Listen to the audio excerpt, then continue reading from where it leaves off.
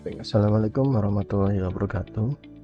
Ya, jadi untuk pagi hari ini kita akan mendemokan apa itu KPI yang ada di aplikasi Sigma.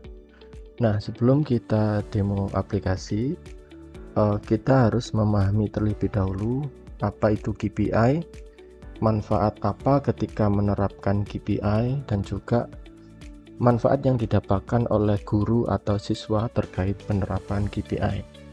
Ya, jadi KPI ini memang nantinya akan digunakan untuk meningkatkan kualitas pendidikan ya. Jadi harus ada evaluasi-evaluasi atau aspek-aspek yang menjadi acuan atau tujuan dari suatu lembaga, yang mana nanti dari aspek tersebut bisa dievaluasi bagian mana saja yang perlu diperbaiki. Nah, sebelum kita melangkah ke KPI, kita pahami dulu apa itu KPI ya. Jadi KPI ini adalah sebagai alat ukur ya yang digunakan untuk menilai kinerja pada individu, pada tim atau organisasi terhadap tujuan tertentu. Nah, di sini saya garis bawahi terhadap tujuan tertentu, yang dimaksud adalah visi misi dari suatu lembaga ya. Dan nantinya dari KPI ini akan menjadi alat ya, menjadi alat ukur dan juga bisa membantu dalam mengidentifikasi seberapa efektif seseorang atau organisasi dalam mencapai target yang telah ditentukan oleh lembaga. Nah, seberapa penting sih KPI itu? Ya, jadi dengan diterapkannya KPI, maka ini bisa membantu fokus pada tujuan. Ya, jadi nanti sebelum membuat KPI itu ditentukan terlebih dahulu aspek-aspeknya, targetnya. Nah, nanti dari situ akan disepakati atau ada kontrak kesepakatan gitu ya antara lembaga dengan organisasi atau tim ya di dalam organisasi tersebut. Nah, nanti dari KPI tersebut bisa diukur seberapa berhasil sih penerapan KPI yang sudah disetujui bersama ya. Nanti dari situ bisa lanjut di meningkatkan kinerja ya. Jadi nanti akan terlihat mana yang menurun, mana yang kinerjanya naik, maka dari situ bisa diambil keputusan ya. Misalkan yang turun itu diberi pelatihan ya, misalkan yang naik harus dikasih reward misalkan ya.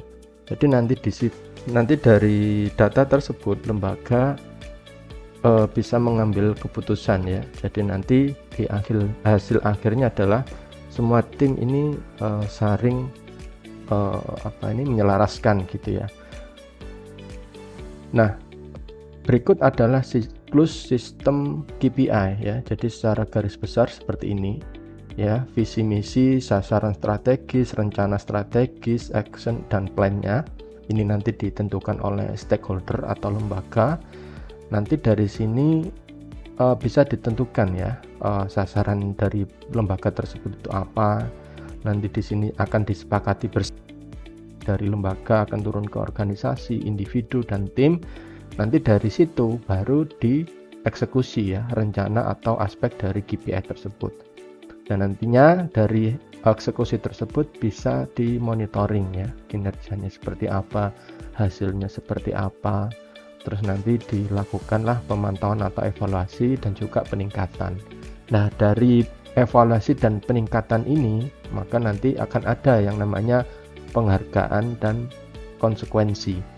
Nah, misalkan ada salah satu individu yang kinerjanya bagus gitu ya, maka diberikan penghargaan. Nah, misalkan ada individu yang mungkin kinerjanya menurun, maka ada konsekuensi. Nah, konsekuensinya ini apa? Misalkan diberikan pelatihan ya, agar individu tersebut terjadi peningkatan kinerja. Nah, di hasil akhirnya nanti akan selaras ya, seluruh individu, tim ya, organisasi selaras dengan visi misi yang ditentukan oleh perusahaan atau lembaga gitu ya. Maka dari sini nanti lembaga itu akan bertumbuh ya gitu. Nah, manfaat bagi guru ya, ini saya bilang guru kenapa, karena ini nanti masuknya ke individu ya. Jadi nanti KPI ini membantu meningkatkan kinerja guru, mengukur efektivitas strategis pengajaran, memastikan pencapaian tujuan pendidikan ya dengan KPI yang tepat ya. Tentunya sebelum menerapkan KPI maka disusun terlebih dahulu aspek-aspek yang tepat ya, cocok diterapkan untuk guru ya.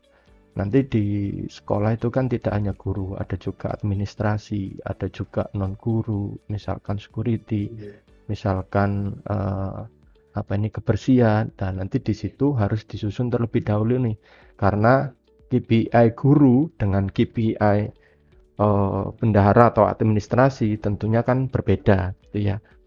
Nah, dari aspek KPI tadi nanti ditentukan seberapa besar proporsi atau target yang ditentukan untuk aspek tersebut ya. Ya tujuannya agar selaras gitu ya. Kalau guru ya berarti aspeknya sesuai dengan guru, kalau administrasi berarti aspek KPI-nya juga sesuai dengan administrasi gitu ya, atau bendahara. Dan ini manfaat bagi guru itu apa aja ya. Jadi nanti bisa meningkatkan kualitas mengajar tentunya ya. Jadi KPI ini akan membantu guru dalam mengevaluasi kekuatan dan kelemahan mereka dalam mengajar. Ya misalkan kekuatan modul ajarnya sudah sesuai dengan RPP ya misalkan ya. Terus apa aja yang kurang dari metode pengajaran itu nanti akan terlihat ketika sudah ditentukan aspek KPI-nya dan seberapa tepat atau seberapa besar mereka mencapai target yang sudah ditentukan oleh organisasi atau lembaga gitu ya. Nah, guru juga dapat mengidentifikasi area yang mana yang perlu dilakukan pelatihan atau pengembangan lebih lanjut ya.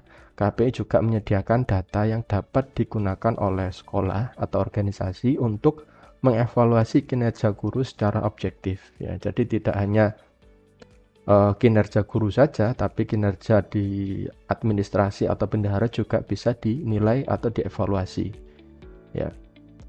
Meningkatkan akuntabilitas ya. Jadi dari hasil KPI ini memberikan data yang objektif ya, yang mana data tersebut dapat digunakan untuk mengevaluasi kinerja secara transparan ya. Jadi nanti pihak sekolah atau stakeholder selain mengetahui berapa sih nilai dari masing-masing individu ya, nanti individu juga bisa melihat berapa nilai yang sudah dicapai oleh dirinya sendiri dan apa aja yang perlu diperbaiki oleh mereka ya, yang nantinya dari hasil perbaikan tersebut diharapkan bisa memberikan dampak positif ya bagi siswa, bagi dirinya sendiri, bagi siswa dan juga bagi sekolah. Nah, dari hasil tersebut ini tentunya bisa memacu motivasi guru ya untuk terus meningkatkan kinerja mereka, karena nanti mereka akan tahu ya mana sih yang perlu saya perbaiki, mana sih kelemahan saya ya, terus mana sih kinerja saya yang harus tetap saya jaga, artinya sudah mencapai target misalkan ya, berarti kan itu harus dijaga agar tetap stabil atau mungkin bisa meningkat.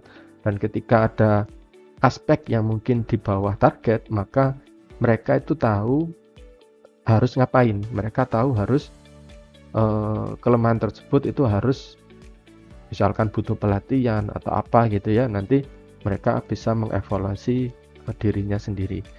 Nah, guru dapat menggunakan KPI untuk mengevaluasi pencapaian pribadi dan profesional secara berkala. Jadi nanti di aspek KPI selain ditentukan target juga ada periodenya gitu ya. Nah, manfaat bagi siswa ini apa aja ya. Jadi nanti tentunya ketika guru itu sudah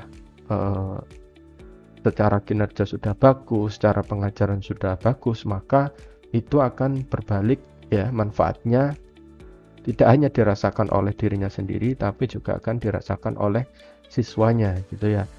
Jadi nanti siswa juga akan menciptakan lingkungan pembelajaran yang lebih terarah gitu ya dari gurunya ya. Jadi meski biasanya diterapkan untuk guru atau institusi pendidikan, dampaknya dapat dirasakan oleh siswa. Karena dari KPI tersebut membantu menciptakan lingkungan pembelajaran yang lebih terarah dan berkualitas ya.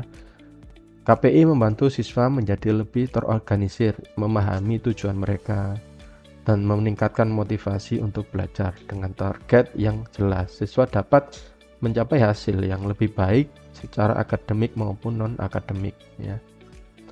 Nah, seperti apa fitur KPI yang ada di Sigma? Ini kita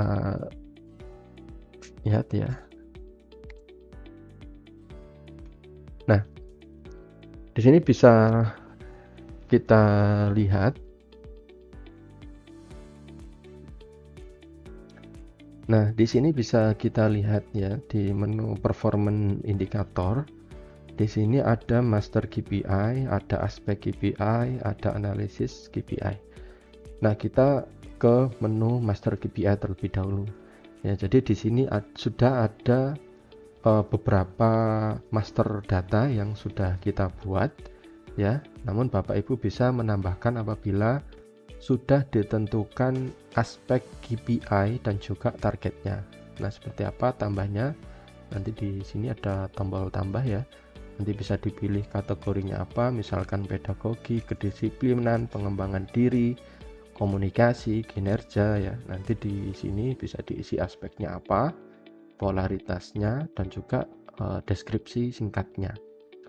Nah, kita contohkan ya, di sini ada KPI atau aspek ya, tidak pernah terlambat hadir di sekolah.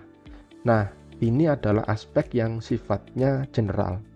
Jadi tidak hanya digunakan oleh guru, tapi juga digunakan oleh non-guru, misalkan administrasi, keamanan ya. Karena di sini berhubungan dengan absensi kehadiran. Nah, di sini juga ada melaksanakan KBM dengan mengisi jurnal secara tepat waktu. Nah, kalau yang ini berarti khusus untuk guru ya. Ya, cross check daftar hadir juga khusus untuk guru. Nah, untuk poin yang nomor 1 atau aspek nomor 1 ini bisa digunakan secara general. Nah, mari kita lihat KPI-nya seperti apa. Nah, ini detail KPI-nya. Jadi aspeknya adalah tidak pernah terlambat di sekolah, tidak pernah terlambat hadir di sekolah.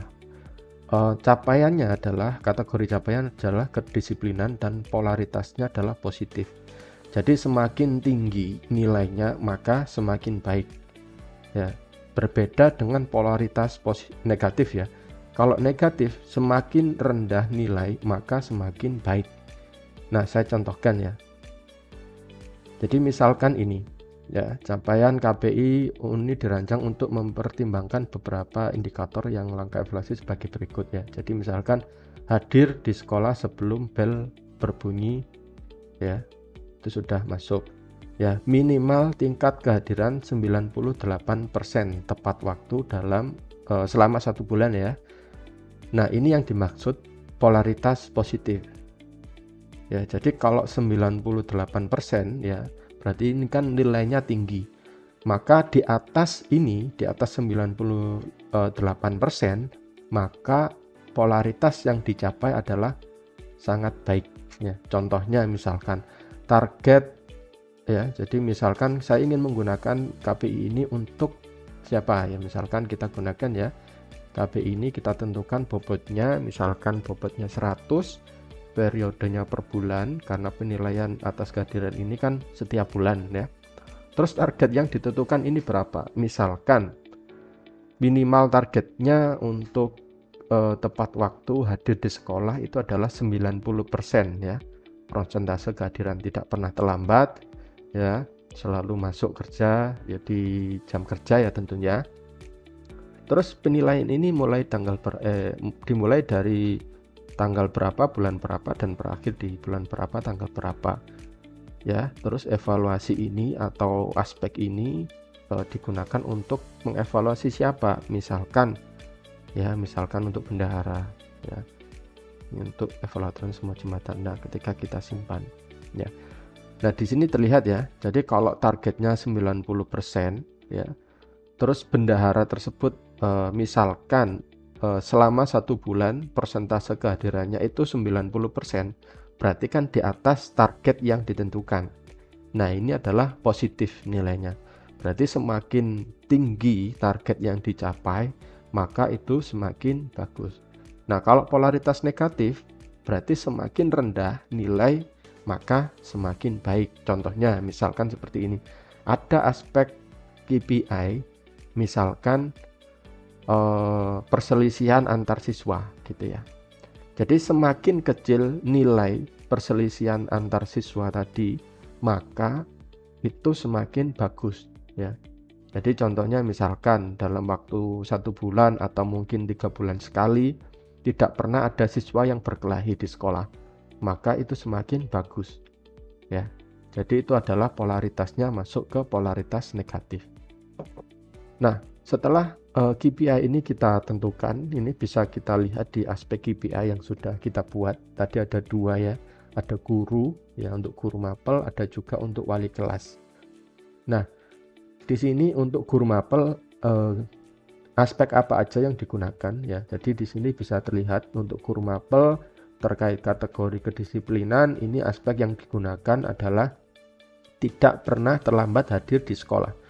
Bobotnya 100%, periodenya 1 bulan, targetnya minimal kehadiran adalah 90%. Nah, mari kita lihat di dalam guru mapel ini ada siapa aja. Ya, jadi di dalam guru mapel atau jabatan guru mapel ini ada 10 orang. Nah, ini bisa dilihat masing-masing per orang ini target atau realisasinya itu berapa persen ya. Ini kan target KPI-nya 95% ya minimal tadi. Beliau ini hadir 100% ya, tidak pernah terlambat ya. Ini juga sama, realisasinya 100%. Nah, untuk yang Ustadzah ini realisasinya 83%. Jadi di bawah target ya. Nah, dari sini nanti di average ya. Untuk guru mapel ya, semua orang yang di-assign di jabatan guru mapel kedisiplinannya itu berapa persen ya, ini 93%. Jadi tadi ada sekitar 20 ya, 20 di average. Ini kan ada yang 100, ada yang 89, ada yang 92, ada yang 86. Jadi di average hasilnya adalah 91% kedisiplinan untuk guru mapel ya. Jadi ini tergenerate secara otomatis berdasarkan absensi ya. Jadi kalau beliaunya terlambat, maka itu akan menghitung secara persentase keterlambatan gitu. Baik, ini adalah salah satu contoh assign master aspek KPI yang diterapkan di salah satu sekolah ya. Dan ini bisa juga ditambahkan master KPI yang lain ya. Jadi misalkan kesiapan dokumen rencana pembelajaran misalkan, nah, nanti ditujukan untuk guru mapel berapa persen bobotnya, target evaluasinya berapa bulan ya, misalkan 3 bulan sekali atau 6 bulan sekali. Terus target yang ditentukan itu berapa, nanti realisasinya akan di average gitu ya. Baik, itu adalah fitur yang ada di Sigma. Jadi kalau Bapak Ibu ingin melihat atau ingin menerapkan KPI ini ya, jadi nanti bisa menghubungi nomor berikut ya. Ini bisa terhubung, ini juga terhubung ke nomor WA. Nanti bisa WA ke kami atau mengakses website kami ya. Jadi KPI ini memang sebagai salah satu fitur dalam aplikasi Sigma yang memang kita rancang untuk membantu pengguna ya, seperti guru, siswa, institusi pendidikan ya, dalam memantau dan mengukur pencapaian kinerja terhadap tujuan yang telah ditentukan oleh lembaga. Nah, fitur ini juga berfungsi sebagai alat strategis untuk mengelola dan mengevaluasi serta meningkatkan pembelajaran dan kinerja individu atau tim berdasarkan data yang terukur yang sudah ditentukan oleh lembaga dan juga disepakati bersama oleh seluruh stakeholder atau Bapak Ibu guru. Baik, sekian dari kami. Wassalamualaikum warahmatullahi wabarakatuh.